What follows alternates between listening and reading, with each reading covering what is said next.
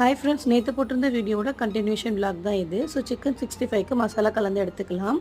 Chicken தேவையான அளவு இஞ்சி பூண்டு பேஸ்ட்டு, சிக்கன் 65 மசாலா, தனி மிளகாத்தூள், கார்ன்ஃப்ளவர் ஆட்டா, மல்லித்தூள், மிளகாத்தூள், கரம் மசாலா, உப்பு, தயிர் இதெல்லாம் போட்டு நல்லா கலந்து ஊற வச்சுடுங்க. ஸோ கீ ரைஸ்க்கு கொஞ்சமாக கீ விட்டுட்டு பட்டை லவங்கம் ஏலக்காய் ஆனியன் போட்டு கொஞ்சம் லைட்டாக கோல்டன் கலரில் ஃப்ரை பண்ணி எடுத்துக்கலாம். அது கூட தேவையான அளவு 2 டீஸ்பூன் இஞ்சி பூண்டு பேஸ்ட்டு, ஒரு கைப்பிடி அளவு புதினா கொத்தமல்லி, 4 பச்சை மிளகாய், ஒரு தக்காளி போட்டு தேவையான அளவு உப்பு போட்டு வதக்கிக்கோங்க. நல்லா வதங்கினதுக்கப்புறமா தேவையான அளவு தண்ணி விட்டு எடுத்துக்கலாம். ஸோ தண்ணி நல்லா கொதித்து வந்ததும் நம்ம எடுத்து வச்சுருக்க ரைஸை இதில் ஆட் பண்ணிடலாம். ஸோ குக்கர் போட்டு மூடி விட்டுட்டு ஒரு 2 விசில் வர வரைக்கும் வெயிட் பண்ணலாம். அதுக்குள்ளே நம்ம எடுத்து வச்சுருக்க சிக்கனை ஃப்ரை பண்ணிடலாம். ஸோ சிக்கன் பார்த்திங்கன்னா சூப்பராக நல்லா ஊறி வந்துடுச்சு. இதையும் டீப் ஃப்ரை பண்ணி எடுத்தாச்சு.